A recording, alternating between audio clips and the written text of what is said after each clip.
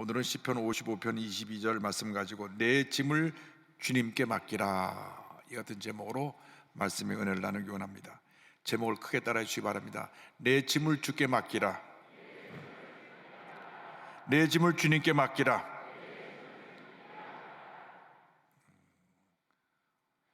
이상 모든 사람들이 예외 없이 크고 작은 짐을 짊어지고 살아가고 있습니다. 지금 3년째 코로나가 계속되면서 영세소상인들은 하루하루 살아가는 것이 너무 힘듭니다. 생활에 무거운 짐을 지고 살아가고 있고, 병원에 가보면 수많은 환자들이 누워 있습니다. 질병의 짐을 짊어지고 살아가고 있습니다. 젊은이들은 일자리를 찾기 위해서 일자리에 짐을 지고 살아가고 있고, 학생들은 공부하느라 학업에 짐을 지고 살아가고 있고, 또 자녀를 많이 둔 가정은 자녀를 돌보느라 자녀의 짐을 짊어지고 살아가고 있습니다. 짐을 짊어지지 않은 사람이 한 사람도 없습니다. 마음속에 염려, 근심, 걱정이 끊임없이 찾아와서 마음의 무거운 짐을 지고 살아가고 있습니다. 어떻게 보면 인생은 짐을 짊어지고 가는 인생이라 할 수 있습니다. 이스라엘 역사 가운데 가장 존경받고 위대한 왕으로 세움을 받았던 다윗 왕도 평생 무거운 짐을 지고 살았습니다. 마음에 고통의 짐을 지고 살았습니다. 아마 많은 짐 가운데 가장 큰 짐은 그의 삶을 돌아보면 최측근에서 왕을 돕던 신하 아히도빌이라고 하는 그 신하가 배신하고 돌아선 일이었을 것입니다. 모든 나라를 경영하는 일을 그 아히도빌과 의논하고 그의 지혜를 얻고 도움을 받고 했었는데, 어느 한 날 그가 변심해서 자기를 대적한 압살롬의 진영에 참모로 간 것입니다. 아들 압살롬이 반역한 것도 마음에 큰 고통과 짐이었지만, 그렇게 자기 옆에 충성스럽게 늘 섬기던 신하가 돌아선 것도 그의 큰 고통의 짐이었을 것입니다. 뿐만 아니라 그가 골리앗을 넘어뜨린 후에 사울 왕이 그를 죽이려고 많은 군사를 풀어 몇 년이고 그를 쫓아다녔기 때문에 그것 또한 큰 마음의 고통의 짐이었을 것입니다. 그런데 다윗 왕은 그 순간순간 그 고통과 괴로움의 짐이 얹혀질 때마다 주님 앞에 무거운 짐을 내려놓았습니다. 여러분 일생 살아가는 동안 크고 작은 무거운 짐을 주님 앞에 다 내려놓으시기 바랍니다. 어차피 여러분이 그 짐을 스스로 짊어지고 문제를 해결할 수가 없습니다. 내려놓고 주님께 다 맡기시길 바랍니다. 오늘 성경 말씀합니다. 주님께 맡기라, 주님께 맡기라. 55편 22절은 이렇게 시작합니다. 내 짐을 야훼께 맡기라. 여러분의 모든 짐을 다 주님께 맡기시길 바랍니다. 다윗은 자신이 감당할 수 없는 그 무거운 짐을 지고 갈 때에 자신이 해결할 수 없음을 알고 주님 앞에 내려놓았습니다. 주님만이 그 문제를 해결할 수 있음을 믿었기 때문에 시시때때로 고난을 당할 때, 어려움 당할 때 모든 무거운 짐을 주 앞에 내려놓고 주님께 맡겼던 것입니다. 그가 시편 37편 5절에 이어가지고 고백합니다. 내 길을 야훼께 맡기라. 그를 의지하면 그가 이루시고, 우리의 삶에 가는 그 길에 모든 무거운 짐을 주님께 다 내려놓고 주님께 맡기면 주님께서 우리에게 놀라운 은혜를 베풀어 주시는 것입니다. 이 맡긴다고 하는 말의 뜻에 던진다고 하는 뜻도 포함되어 있습니다. 높은 산에 올라가서 작은 돌을 밑으로 던져버리면 내려와서 그 돌을 찾을 수가 없는 것처럼 주님께 맡기고 나면 잊어버려야 됩니다. 우리 주님이 책임져 주실 것이기 때문에 맡기고 믿음으로 나갈 때 은혜가 임하는 것입니다. 그런데 문제는 우리가 맡긴다 하면서도 주 앞에 다 내려놨던 것을 예배 끝나고 할 때 도로 다 짊어지고 주소 없는 챙겨서 도로 짊어지고 나갑니다. 여러분 모든 무거운 짐을 다 내려놓으시기 바랍니다. 어차피 우리가 그 문제를 스스로 해결하지 못합니다. 주님께서 수고하고 무거운 짐진 자들을 다 부르고 계신 것입니다. 수고하고 무거운 짐진 자들아 다 내게로 오라. 내가 너희를 쉬게 하리라. 어제나 오늘나 영원토록 동일하신 주님이 오늘 이 시간 우리에게 말씀하십니다. 수고하고 무거운 짐진 자들아 다 내게로 오라. 내가 너희를 쉬게 하리라. 여러분, 모든 무거운 짐을 다 주님께 내려놓으시기 바랍니다. 주님께 맡기시기 바랍니다. 베드로 사도가 베드로전서 5장 7절에 이와 같이 말씀하셨습니다. 너의 염려를 다 주께 맡기라. 이는 그가 너희를 돌보심이라. 우리 모든 염려, 근심, 걱정을 다 주님께 맡게 합니다. 주님만이 나의 고통과 괴로움을 아시고 나의 문제를 해결할 수 있는 유일한 해결자가 되시고 우리의 구원의 주님이 되시는 것입니다. 전국 교육자들이 함께 모여 대통령 선거를 앞두고 회개하며 금식하며 기도하자. 그래서 6월 말에 3박 4일로 오살리 기도원에 올라갑니다. 이를 준비하면서 감리교 감독회장이신 이철 감독님하고 인터뷰를 했는데, 인터뷰 중에 고난 중에 성도님들이 기억할 3가지 사항이 있습니다 하고 이 말씀을 하시더라고요. 그래서 제가 메모해놨어요. 첫째로 성도들이 기대해야 될 것은 하나님은 우리의 사정을 다 하신다는 것입니다. 둘째로 하나님은 우리를 사랑하신다는 것입니다. 셋째로 하나님은 우리 각자에게 제일 좋은 대안을 갖고 계신다고 하는 것입니다. 그렇습니다. 주님은 우리 사정을 다 아십니다. 우리를 사랑하고 계시고 우리가 문제를 해결하지 못할 때 이미 가장 좋은 해결의 길을 예비해 놓고 계신 것입니다. 그러므로 여러분의 염려, 근심, 걱정을 다 주님께 맡기고 믿음으로 나가는 여러분 되시기를 주님의 이름으로 축원합니다. 주님께 맡기십시오. 맡기는 것이 믿음입니다. 맡깁니다 말만 해놓고 도로 다 짊어지고 나가면 그건 맡기는 것이 아닙니다. 여러분이 스스로 감당할 수가 없는 무거운 짐을 맡겨야 되는 것입니다. 여러분이 해결했다고 이리 뛰고 저리 뛰고 해봐야 점점 짐이 무거워지고 오히려 더 큰 절망에 빠지게 될 것입니다. 그러므로 철저히 내려놓고 맡겨야 됩니다. 내 질병의 문제도 주님께 내려놓고 맡기고, 내 자녀의 문제도 주님께 내려놓고 맡기고, 내 생활의 문제도 주님께 내려놓고 맡기고 또 맡기고 맡기면 주님께서 문제를 해결해 주시고 우리를 붙들어 주십니다. 오늘 성경은 이어서 주님이 우리를 붙드신다고 말씀합니다. 55편 22절은 이렇게 이어집니다. 그가 너를 붙드시고, 우리가 모든 무거운 주님께 다 맡길 때 주님이 우리를 붙들어 주십니다. 우리를 굳건히 세워주십니다. 붙드시다는 말의 뜻에 지지한다, 영양분을 준다, 잡아준다는 뜻이 담겨 있습니다. 주님 언제나 내 곁에 서셔서 나를 붙들어 주시고 나에게 영적인 영양분을 공급해 주시고 나의 지지자가 되어 주십니다. 나의 버팀목이 되어 주십니다. 주님이 우리를 붙들어 주시니까 우리는 염려할 것이 없습니다. 사람들은 우리가 어려움 당할 때 옆에 와서 우리를 붙들어 주는 것이 아니라 고개를 돌리고 외면하는 경우가 많습니다. 그러나 주님은 우리가 어려움 당할 때 우리 곁에 오셔서 우리 편에 되어주시고 우리를 도와주시고 우리를 붙들어 주시는 것입니다. 시편 118편 6절은 말씀합니다. 야훼는 내 편이시라 내가 두려워하지 아니하리니 사람이 내게 어찌할까? 주님이 내 편에 서서 나를 도와주시는데 누가 우리를 어떻게 하겠습니까? 어떤 세력이, 어떤 사람이 우리를 감히 해하지 못할 것입니다. 주님이 우리를 도와주시기 때문에 주님만 믿고 나면 반드시 우리에게 좋은 일이 다가오게 되는 것입니다. 사도 바울이 로마서 8장에 이렇게 담대하게 외칩니다. 로마서 8장 31절입니다. 그런즉 이 일에 대하여 우리가 무슨 말하리요? 만일 하나님이 우리를 위하시면 누가 우리를 대적하리요? 하나님이 우리를 위하시면 누가 우리를 대적하리요? 누가 우리를 대적하리요? 누가 우리를 대적하리요? 그 어떤 대적도, 그 어떤 무서운 권세도 감히 우리를 대적할 수가 없습니다. 주님이 우리와 함께하고 계시기 때문인 것입니다. 주님이 우리와 함께하고 계시고 우리를 붙드시고 우리를 지키시고 우리와 함께 하셔서 놀라운 역사를 이루고 계십니다. 우리의 믿음이 강하고 견고하고 담대하여 주님만 붙잡고 의지하고 나가면 반드시 좋은 일이 일어나게 되는 것입니다. 이사야 26장 3절은 이와 같이 말씀합니다. 주께서 심지가 견고한 자를 평강하도록 지키시리니. 여러분의 믿음의 심지를 견고하게 하시기 바랍니다. 그 뒤는 이어서 이렇게 말씀합니다. 이는 그가 주를 신뢰함이니이다. 우리가 주님을 믿고 의지할 때, 우리의 믿음의 심지가 견고하게 될 때 주님이 우리를 붙드시고 지키시고 함께해서 은혜를 더해 주시는 것입니다. 염려할 시간에 염려하지 말고 기도하고 믿음으로 굳게 서서 주님만 바라보고 나가면 반드시 좋은 일이 일어나게 되는 것입니다.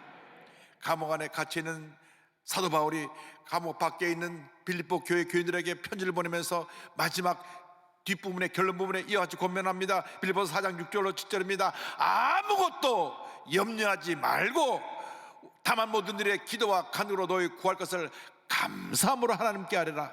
그리하면 모든 지각에 뛰어난 하나님의 평강이 그리스도 예수 안에서 너희 마음과 생각을 지키시리라. 염려하지 말아라. 염려할 시간에 기도하고 주님 앞에 부르짖어 기도하라고 말씀하는 것입니다. 염려가 염려를 낳고 근심이 근심을 낳고 걱정이 걱정을 낳는 것입니다. 염려할 시간에, 근심할 시간에, 걱정할 시간에 기도하고 부르짖어 하나님 앞에 간구하면 하나님께서 들으시고 응답해 주시는 것입니다. 주님께서 우리를 모든 환난을 면케하시고 우리를 붙들어주시고 지키시고 함께 하시기 때문에 우리가 환난의 때, 고난의 때 주님 앞에 반드시 기도와 간구로 나가야 하는 것입니다.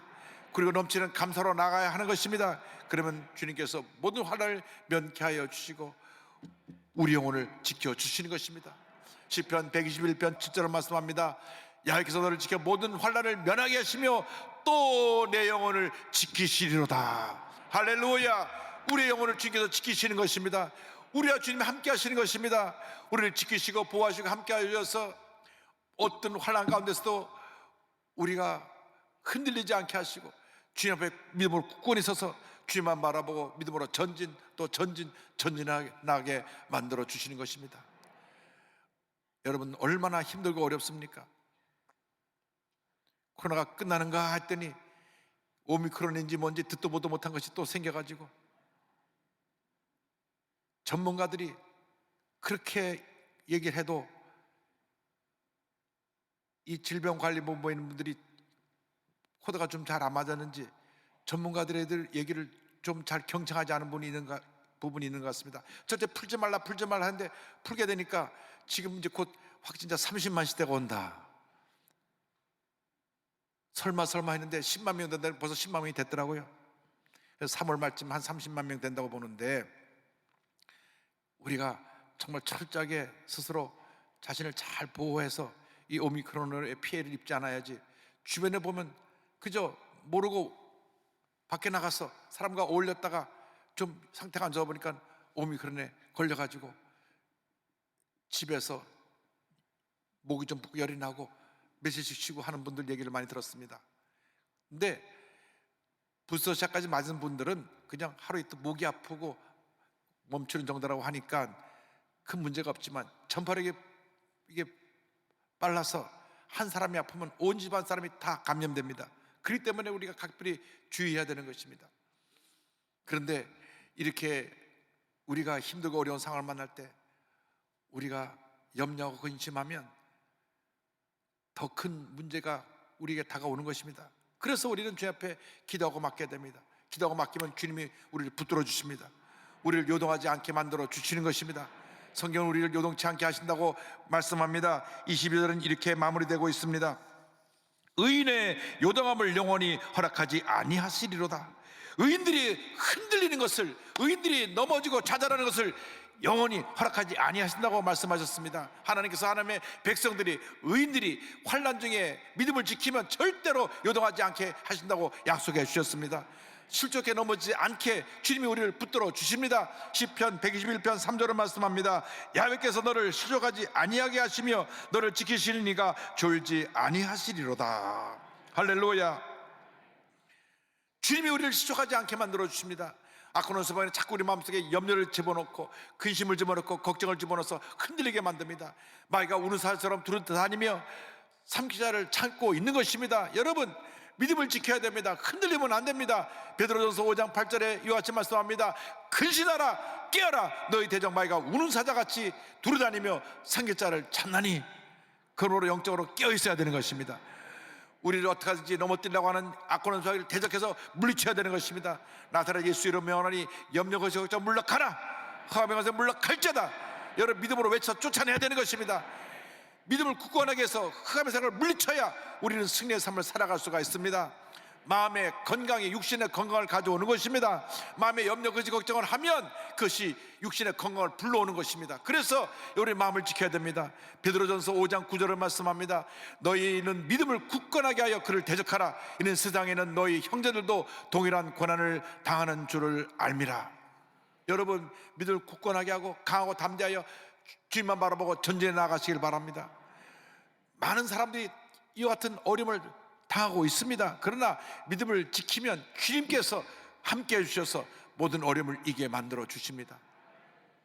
우리가 이 세상 살아간 동안 무엇을 바라보느냐에 따라 그 영향을 받게 되는데, 부정적인 것을 바라보면 내 마음에 부정적인 것이 들어와서 부정적인 사람이 되고, 긍정적인 것을 바라보면 그 마음에 긍정적인 하나님의 은혜가 임해서 긍정적인 모습으로 받게 되는 것입니다.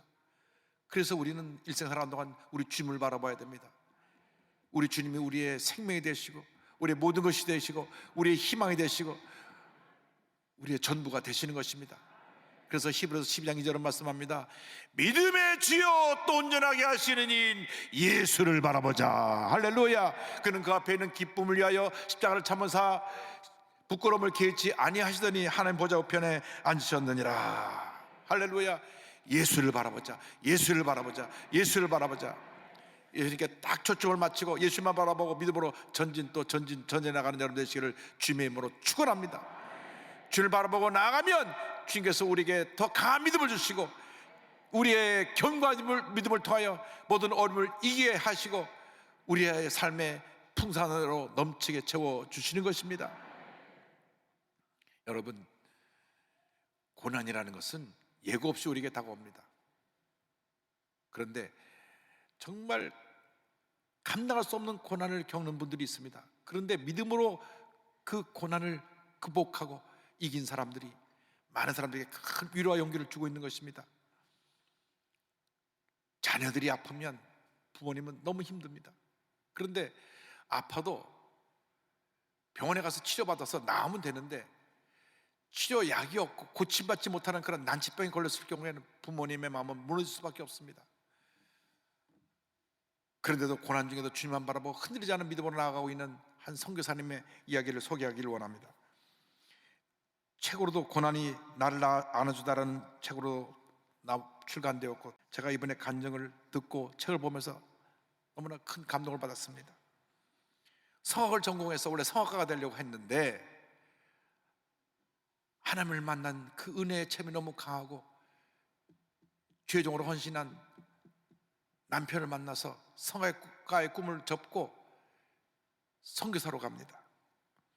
중앙아시아에서 2003년부터 두란노 해외 선교사의 파송 선교사로 선교사역을 하는데 2007년 안식년을 받아서 잠깐 두 자녀를 데리고 한국에 들어오는데 딸이 한별이고 아들이 예준입니다. 얼마나 애들이 예쁘고 귀여운지 몰라요. 그런데 아이가 이상해서 가서 병원에 가서 여러 조사를 받고 나서 보니까 희귀성 난치성 질환인 미토콘드리아 근육병에 걸린 것을 알게 됩니다.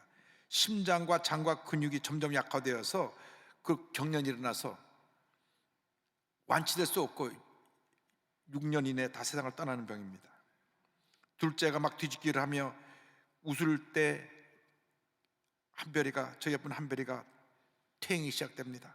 약을 먹이려고 하면 1시간 넘게 막 구토하고 온몸에 경련을 해서 얼마나 약을 먹이기가 힘든지 모릅니다. 그때 이샘물 선교사가 하나님 앞에 이렇게 눈물로 기도했습니다. 선교사로서 그렇게 헌신하며 하나님께 인생을 바치는데 이건 너무 심하잖아요. 너무 버겁잖아요.